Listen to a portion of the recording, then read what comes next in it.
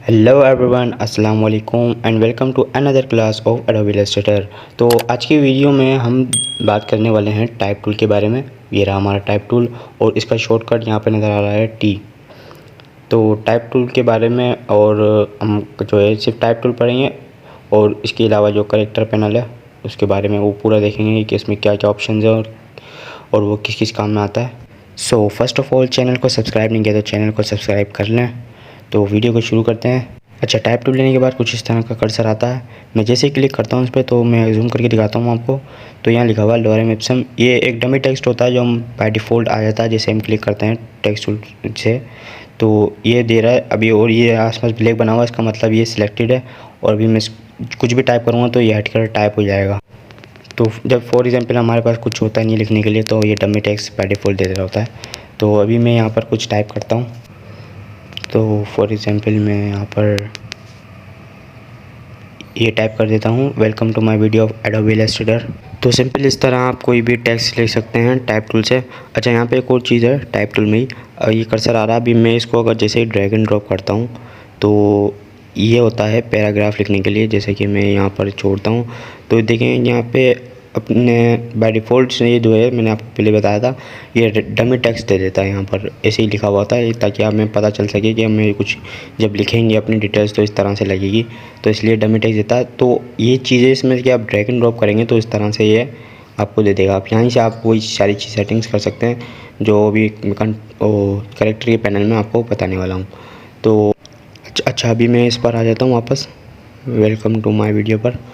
तो इसी पर हम जो है आपको सारी चीज़ें हम बताएंगे अभी।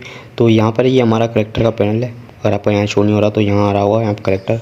जब आप टेक्स्ट सेलेक्ट करते हैं कोई भी, सिलेक्शन टूल सेलेक्ट करूँगा, देखें अभी नहीं आ रहा। जैसे ही कोई टेक्स्ट सेलेक्ट करता हूँ मैं तो यहाँ पर ये जो है, ये जैसे मैंने सेलेक्ट किया तो ये देखें यहाँ पर करेक्टर का पैनल आ रहा है।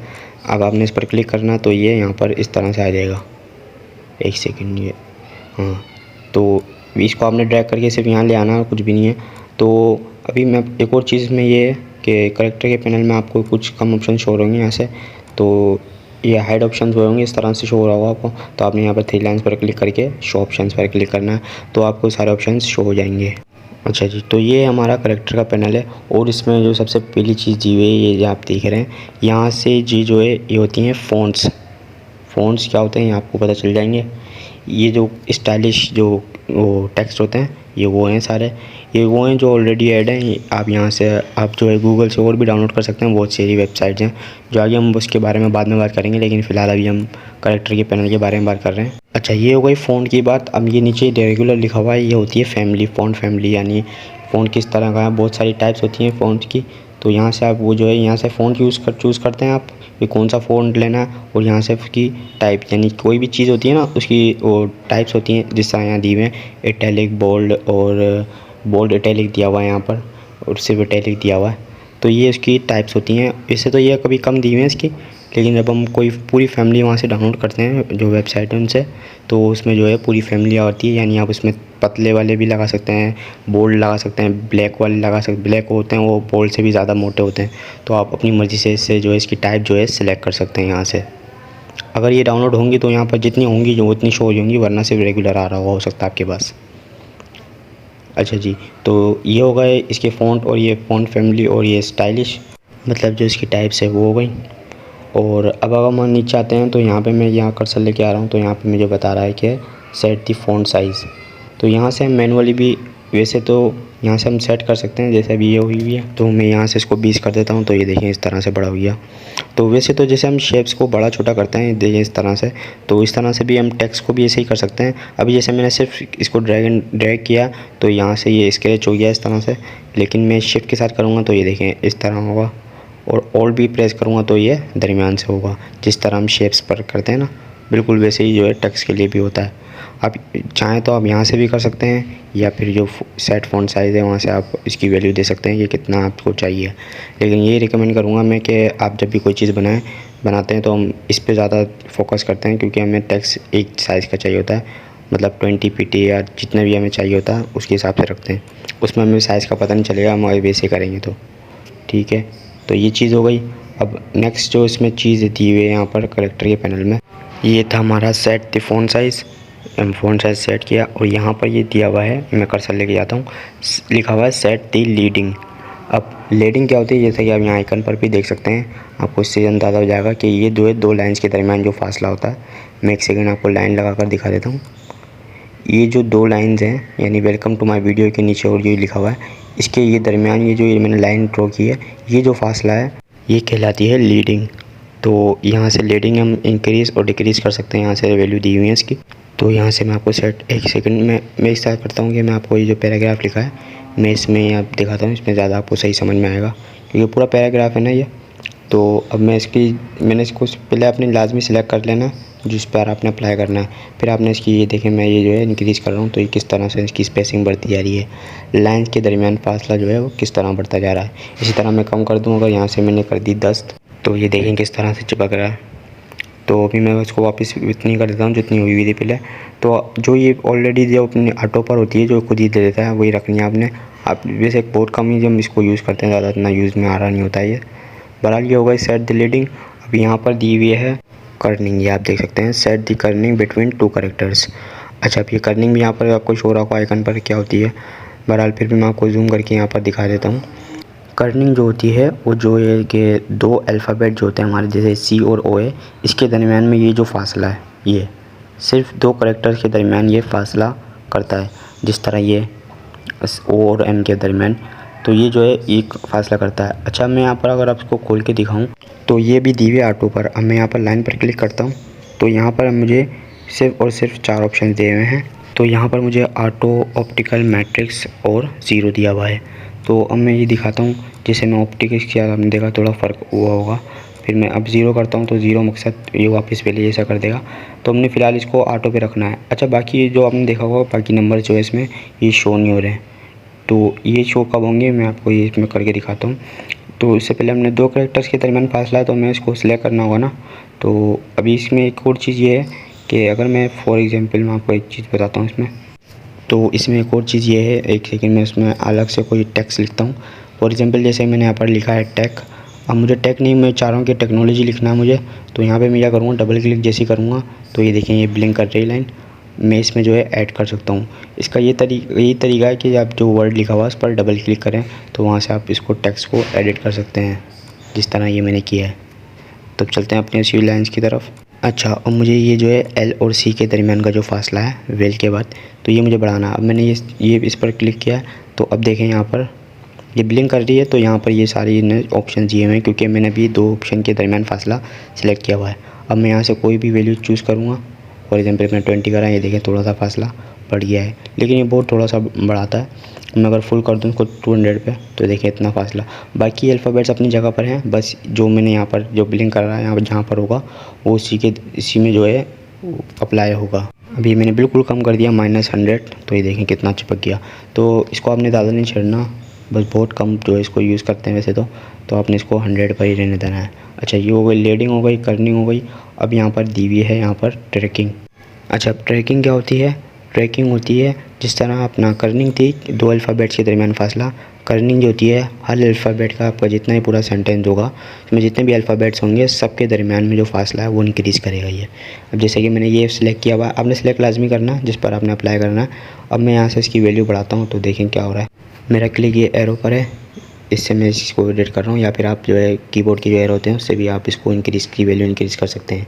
तो अभी देखें इसमें कितनी ज़्यादा जो है वो आ गई है, स्पेसिंग हो गई है।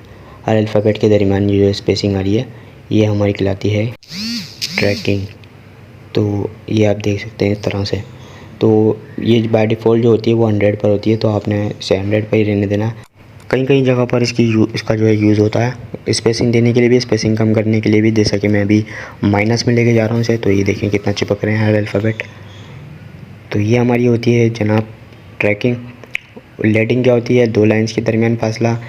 कर्निंग क्या होती है? दो अल्फ़ाबेट्स के दरमियान फासला। और जो ट्रैकिंग होती है वो पूरे जो आपकी जो अल्फ़ाबेट होंगे जितने भी जो आपने सेलेक्ट किया होगा सारे अल्फ़ाबेट के दरमियान फासला देती है।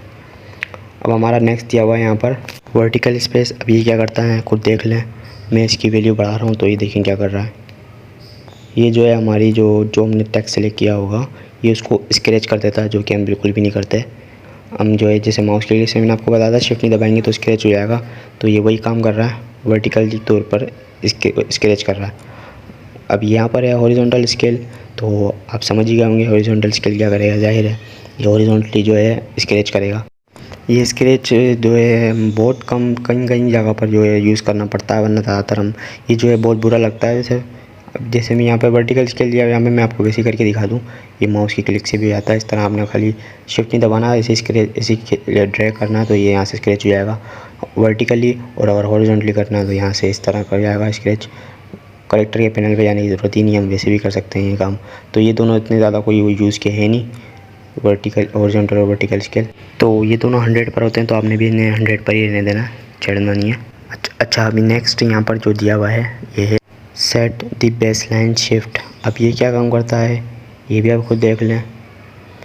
मैं आपका टेक्स्ट सिलेक्ट होना चाहिए और मैं इसकी जब ये वैल्यू बढ़ाता हूँ तो देखें क्या हो रहा है।